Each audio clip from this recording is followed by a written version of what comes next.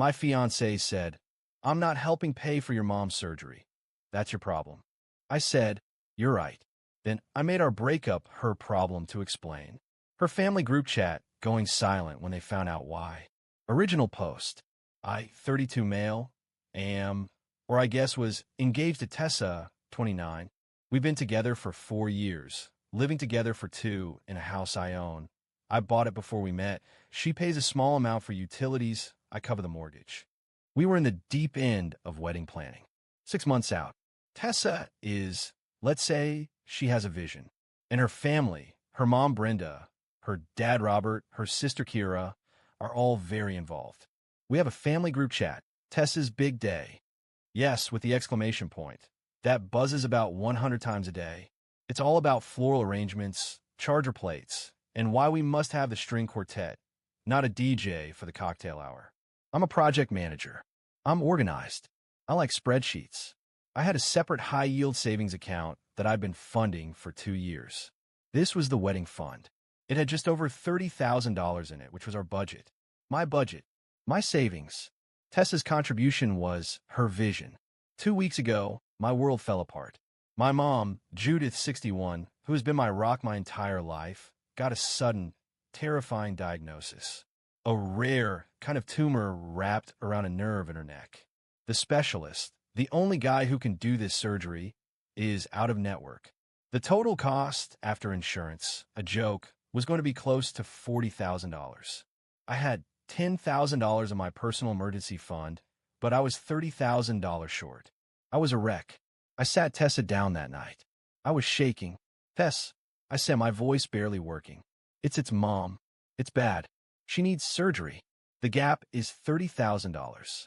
Tessa's face was concerned, but in a distant way, like I just told her our flight was delayed. "Oh my God, Liam. That's awful. Is she okay?" "No, she's not okay. She needs this surgery like now." I took a deep breath. I have to pull the money from the wedding fund. It's the only way. We'll have to postpone. Or just go to the courthouse. I don't care. I just need to pay the hospital. The concerned look vanished. It was replaced by a sharp, cold alarm. "What?" "Liam, no. You can't." I stared at her. What?" "I have to. It's my mom." "No," she said, standing up. "That is our wedding money. That money is for the venue. It's for the caterer. I have a dress fitting on Tuesday. You can't just take it." I was so stunned I couldn't even form a word. "Tessa, it's my mother's life. The wedding doesn't matter." "Yes, it does." Her voice was rising, getting that shrill edge it gets when the barista gets her latte wrong. "It matters to me and to my family. We have deposits down. People are flying in. Why can't your mom?" "I don't know. Get a different doctor? One that's in network? Or can't she just wait?" "Wait? Tessa, they said it could be. They said we can't wait." She crossed her arms. Her face was set. Hard. This is the moment that will be burned into my brain forever. "Liam, this isn't fair. You're putting me in a terrible position. I'm not helping you pay for your mom's surgery. That's your problem. It's your family. You need to find another way. That money is for our future. Our future. A future that apparently didn't include my mother." I looked at her. Really looked at her. The woman I was going to promise my life to. And I felt nothing. Just a sudden, icy calm. The project manager in me just took over. "You're right," I said. My voice was quiet. Her shoulders relaxed, a smug little smile playing on her lips. "See? I knew you'd understand. We just need to be smart about this. Maybe she can do a go-foo." "You're right," I said again, cutting her off. "It is my problem." I stood up, walked to my desk, and opened my laptop. "What are you doing?" she asked, annoyed. "I'm not done talking." I didn't answer. I logged into my bank. I found the wedding fund account. I hit transfer. Amount, $30,000. From wedding fund savings to personal checking. Confirm. Your transfer is complete. I closed the laptop. "Liam, what did you just do?" "I'm handling my problem," I said. "My mom's surgery deposit is being paid. Tonight." You took it? You stole our wedding money." "No," I said. "I took my money from my savings account, and I'm using it to solve my problem. Just like you said." You can't," she shrieked. "What about the caterer? What about the flowers? My mother is calling the venue tomorrow. I picked up my phone. I opened the Tessa's Big Day group chat. It was pinging, of course. Something from Kira about centerpiece mock-ups. I typed one message. Hi Brenda, Robert, and Kira. Unfortunately, I've had to liquidate the wedding fund I had saved. A serious, non-negotiable family medical emergency has come up. This means I am no longer able to contribute financially to any part of the wedding. All vendor contracts, deposits, and future payments will need to be handled by you and Tessa. I'm sure Tessa can explain the details. I hit send. Then I turned to Tessa, whose face was a mask of pure, white-hot rage. You bastard. You threw me to the wolves. My mother is in that chat. I know, I said. I grabbed my keys and my wallet. You told me it was my problem. I've solved it. The wedding. Well, that's your problem now. Where are you going? To the hospital. To go sit with my mom. I walked out the door. My phone started vibrating so hard it almost flew out of my hand. 19 missed calls from Tessa. Text from Brenda. Text from Kira. Text from Robert. I put on Do Not Disturb. I sat in my car in the hospital parking lot for an hour. I didn't cry. I just processed. The project just changed. The goal is no longer get married. The goal is save mom. And exit. Update 1 week later. I, 32, am writing this from a hospital recliner. My mom, Judith, had her surgery 48 hours ago. It was 10 hours long. The surgeon, the out-of-network magician, said he's cautiously optimistic and got clear margins. It's the first good news I've had in ever. It feels like, thank you for the DMs. It's nice to not feel alone. The fallout from the text to the family group chat was immediate and thermonuclear. I had my phone on D&D, but the notifications piled up into the hundreds. When I finally looked, it was a masterclass in entitlement. From Brenda, Tessa's mom, Liam, this is not acceptable. Call me immediately. You can't just cancel a wedding over text. We have non-refundable deposits. From Kira, sister WTF Liam, you're ruining everything. Tessa is hysterical. What emergency? From Robert, Dad Liam, son, let's be rational. There's always a solution. Don't make any rash decisions. And from Tessa, dozens of texts. You're a monster. You're selfish. You've humiliated me and my family. You better put that money back. I'm not canceling my wedding. My mother is having a panic attack. I hope you're happy.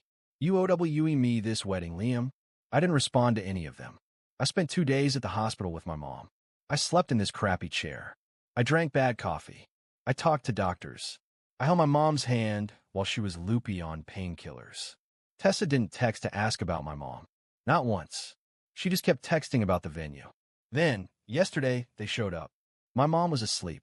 I was in the cafeteria, trying to eat something that wasn't from a vending machine. My phone rang. It was Tessa. I declined. A second later, she was standing in the cafeteria doorway. With Brenda. They looked furious. Liam. Tessa marched over my table. A nurse gave her a shush look.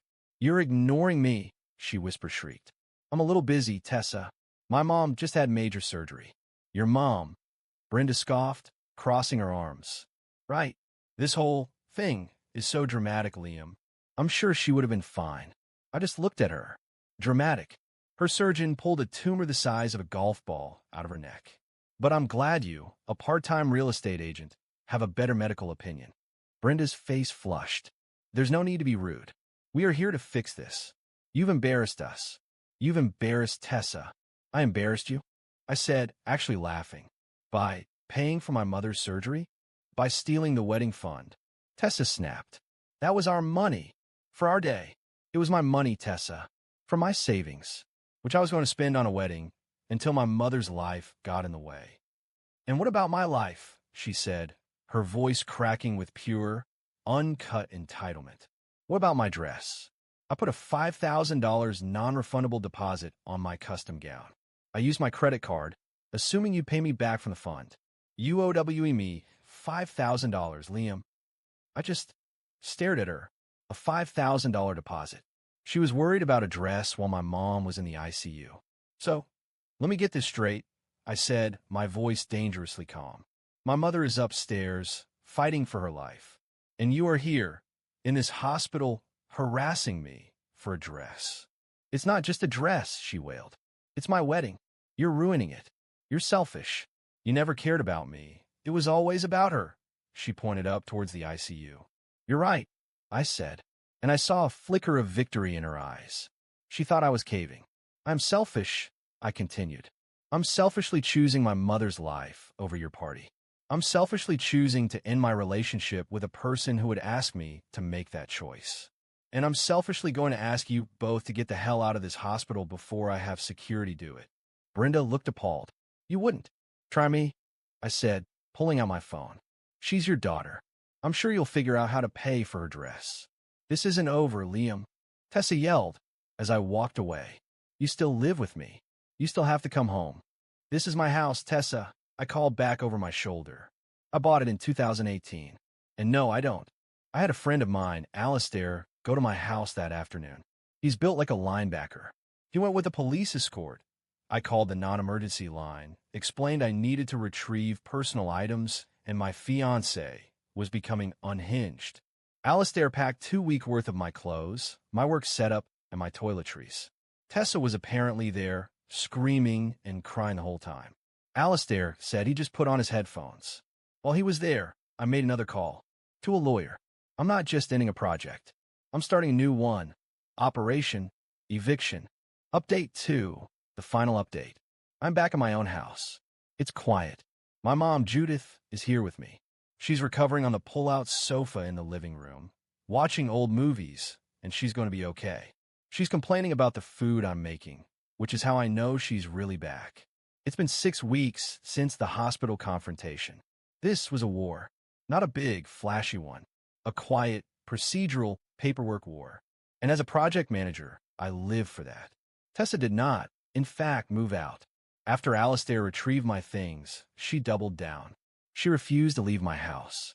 Her logic, we were engaged. This is my home. You can't just kick me out. She was right to a point. Even though she wasn't on the mortgage or deed, she had established residency. I couldn't just change the locks. So I had my lawyer, Camila, draw up the papers. A formal, legal eviction notice. Gave her 30 days.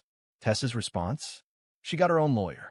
This is where the entitlement went from annoying to legally actionable. She didn't just want to stay. She wanted payment. I got a letter from her lawyer, a guy who looked like he specialized in slip and falls.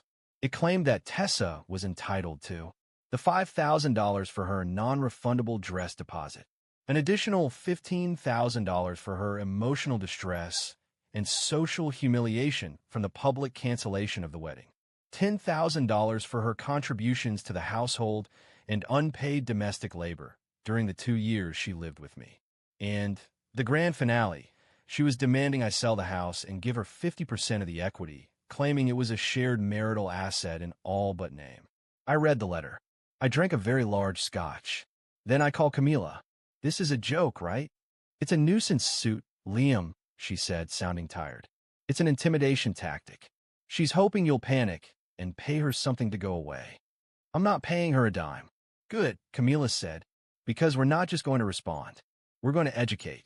This is the part I'm proud of. This was my revenge. Camila drafted a response letter. It was a 10-page masterpiece of polite, brutal, fact-based destruction. It included a copy of my bank statement showing the $30,000 was in a sole proprietor savings account, opened before our engagement, funded solely by my paycheck. A copy of the deed and mortgage documents for my house, showing I was the sole owner, purchased 24 months before she even moved in. A detailed breakdown of the utilities she paid, which averaged $114 per month, versus the $2,200 per month I paid for the mortgage, taxes, insurance, and all other household expenses. We, politely, suggested her unpaid domestic labor was more than compensated for by her living virtually rent-free for 2 years. A copy of the receipt from the hospital showing a $30,000 deposit made for critical neck tumor resection, proving the funds were used for a verifiable medical emergency. And finally, a goodwill offer to settle this matter. We would not be paying her a cent. Instead, we were demanding she pay me $8,200. This was for her share of non-refundable deposits I had paid for the venue and the band, which were canceled as a direct result of her refusal to support a partner through a family crisis, constituting a breach of the engagement agreement. But here's the best part, the her problem to explain finale. Tessa's lawyer sent the demand letter only to my lawyer. Camila sent our response, not just to Tessa's lawyer. She CC'd Robert and Brenda, Tessa's last name, her parents. The cover letter read, Mr. Lawyer's name.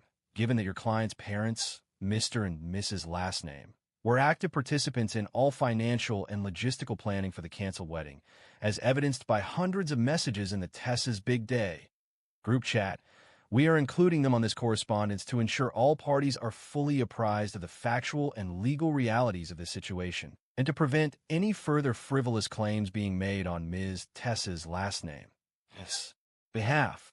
It was a tactical nuke. It forced her parents, who she had undoubtedly been feeding a Liam stole our money and abandoned me story, to see the cold, hard, legal truth, to see the receipt from the hospital, to see the deed to my house, to see in writing that their daughter was suing me for living in my house for free. The results were glorious. Tessa's lawyer called Camila 24 hours later. He was apologetic. There's been a misunderstanding. My client will be withdrawing her claims. The 30-day eviction deadline held. On the 30th day, Robert and Kira showed up with a U-Haul. Not Brenda. Not Tessa. Robert looked exhausted. He wouldn't make eye contact. He just nodded at me. Liam. They moved her stuff out in silence. Kira, the sister, paused on her way out. Liam, she said, her voice low. For what it's worth, my family is embarrassed. What she did, and then this. She held up a copy of our lawyer's letter. Mom and Dad are furious at her. I'm sorry you got caught in the middle, Kira. Yeah, well, she's got to live with Mom and Dad now. So I guess it's its own punishment. Good luck with your mom. And they left. The final, beautiful consequence? Tessa lost everything. She lost me. She lost her dream wedding. She lost her free ride living in my house. She lost her $5,000 dress, I assume. But worse? She lost face. She lost the respect of her own family, who she tried to use as her personal army. They saw exactly who she was. They had to call their friends, their family, all the people they bragged to, and explain why the wedding was off. And they knew it was because their daughter valued a party more than a person. She didn't just have to explain it. She's having to live it. That's her problem now.